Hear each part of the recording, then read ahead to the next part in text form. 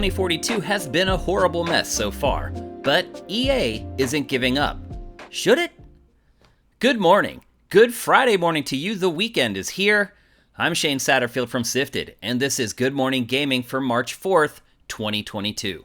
The show is in our podcast feeds bright and early every weekday morning and free on our YouTube channel for everyone else. You can find our flagship show, Game Face, by searching your favorite podcast service. You'll find the podcast versions of the rest of our content in the same feed. You found this.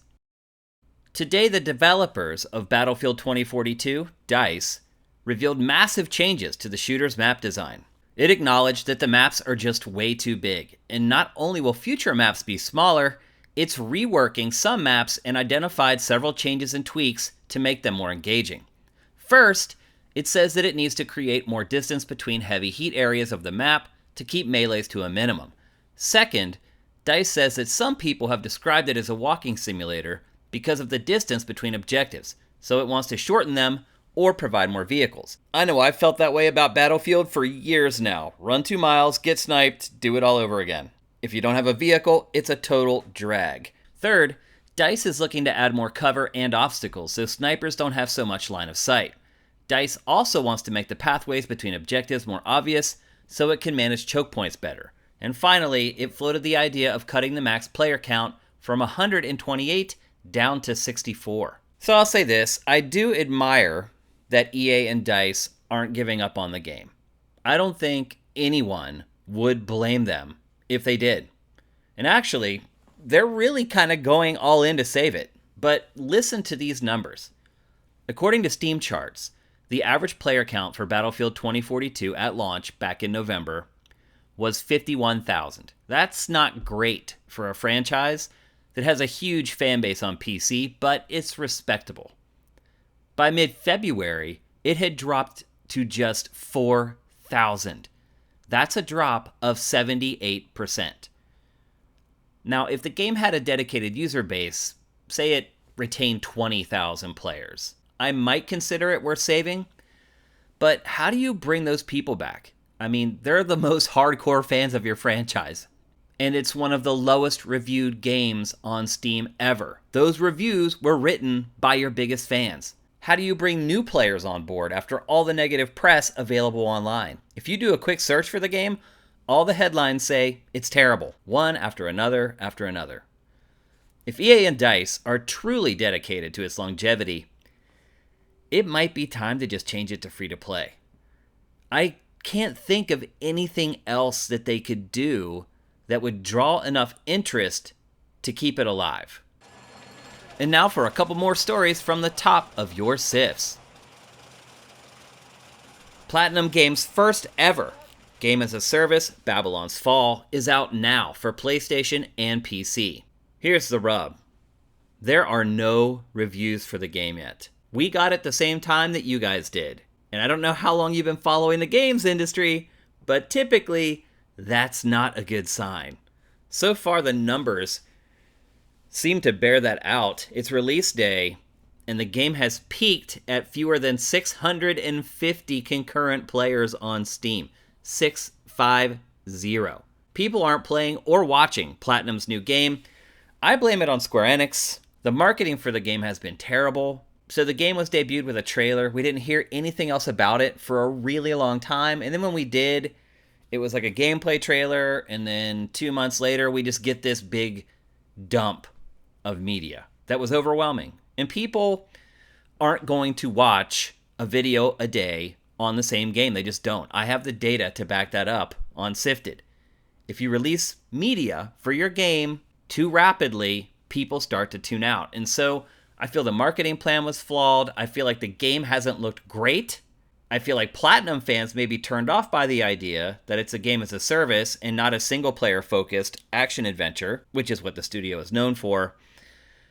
Things aren't looking good, but it is out for PlayStation and PC right now. Kirby and the Forgotten Land got a free demo on Switch today. You can take on 3 different stages, including a boss stage. You can also play it cooperatively with a friend. If you complete the demo, you'll get a present code, which can be redeemed for some in-game items in the full version of the game. Due to the demo's a la carte design, your save will not carry over to the final game, though. Kirby's next game launches March 25th. Obviously, it's exclusive to Switch, and I highly recommend that you check out this demo. It's a 3D platformer. It's the first 3D platformer starring Kirby, and so the game's a little bit risky. You might as well get a taste test first. The first sales figures for Elden Ring came in. Well, kinda. They're the UK digital charts, which aren't always a one-to-one representation of MPD charts because obviously they don't include physical games. But they're a pretty good barometer, and so far Elden Ring is doing very, very well. It is the biggest non-FIFA or Call of Duty launch since Red Dead Redemption 2. That is, particularly in Europe, that is some illustrious company. In Japan, it sold 278,000 copies between both the PS4 and PS5 versions. That may not seem like a lot, but we're going to talk about the Japanese market here in a minute, and that's real good. Very few games launch with those kind of sales, so it looks like From Software and Bandai Namco are doing very well with their newest action RPG.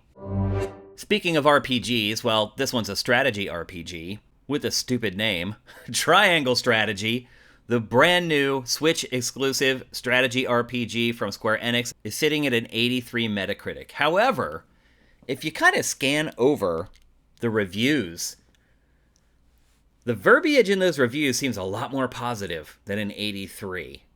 There's a lot of praise for the game's story. Critics say that it's choice-driven and it leads to meaningful consequences, which doesn't happen enough in RPGs where you have some choice over the direction of the story. Should also give the game some replay value if you want to play through it again and see if you make different choices what happens. It's also been compared to classics like Final Fantasy Tactics and Tactics Ogre, and that is some excellent company. It's the same developer that created Octopath Traveler, but again, it's a strategy RPG and not just a turn-based RPG. Games like this are great on a handheld, though, so if you're a Switch owner who spends most of their time lugging their Switch around when you commute or travel, it's probably worth checking out. Call of Duty Black Ops Cold War is bringing back a fan-favorite multiplayer map. Yes, you heard that right, Black Ops Cold War, not the more recent Call of Duty Vanguard. The new map, WMD, is one of the most popular maps from the very first Call of Duty Black Ops and a personal favorite of mine. The Vargo 52 assault rifle is also being released, and it will be playable in both multiplayer and zombies. Personally, I'm hoping for more updates to Cold War, and since Treyarch's game for next year has been delayed, it's entirely possible that we'll get more updates. I enjoy playing it far more than Vanguard. Happy hunting!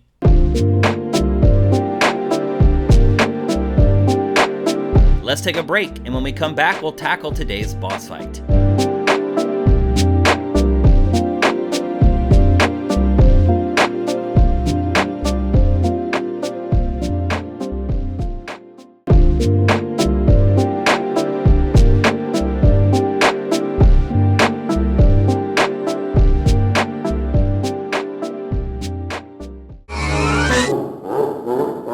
Welcome to today's boss fight, where I tackle random topics that may or may not be related to video games. Today, Japanese publication Famitsu, on the 20th anniversary of the Xbox launch in Japan, shared sales figures for Xbox hardware in the territory for the entire time it's been available. And Microsoft has sold just 2.3 million consoles in Japan in those 20 years. The vast majority... oh man, that's so bad. The vast majority are Xbox 360s. For whatever reason, that console actually caught on a little bit in Japan. Xbox Series has already passed Xbox One despite the console shortages, which is a pleasant surprise, I would say. Here are the sales breakdowns for each Xbox that's been released in Japan. The original Xbox sold 475,000 units. Xbox 360 sold 1.6 million units. Xbox One sold 115,000 units.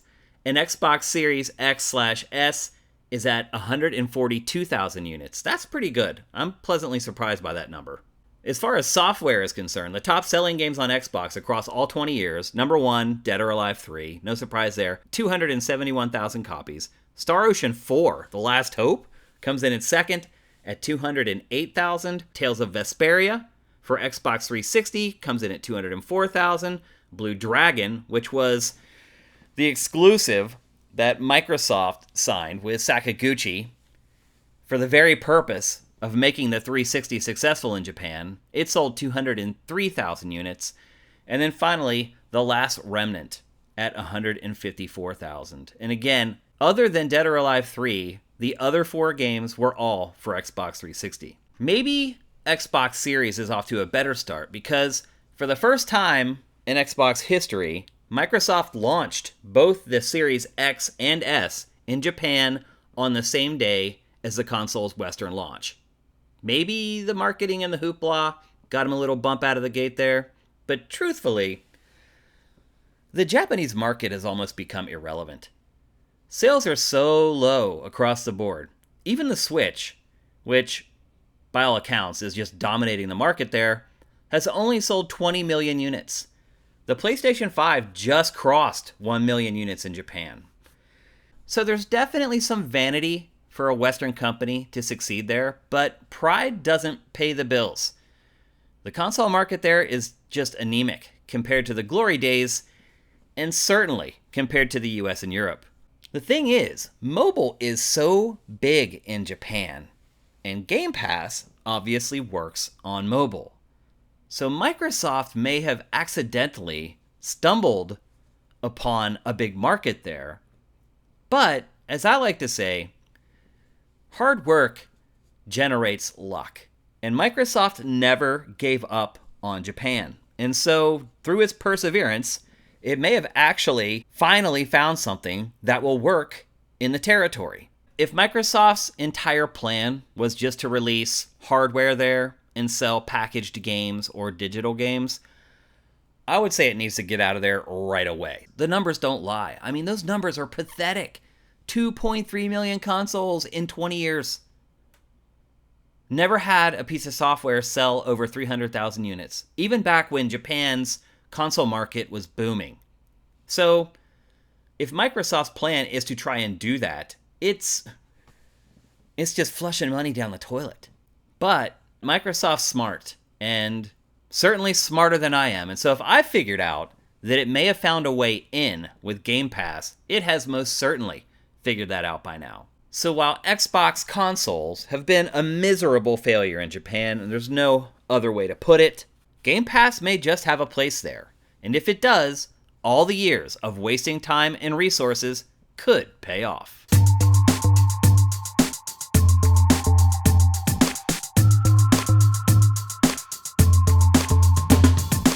Thanks for listening to Good Morning Gaming. I hope every single one of you has an amazing weekend.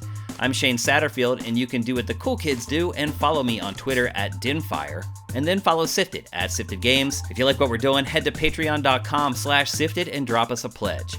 We'll be back with another episode on Monday, but until then, make sure you seize this weekend, because there will never be another.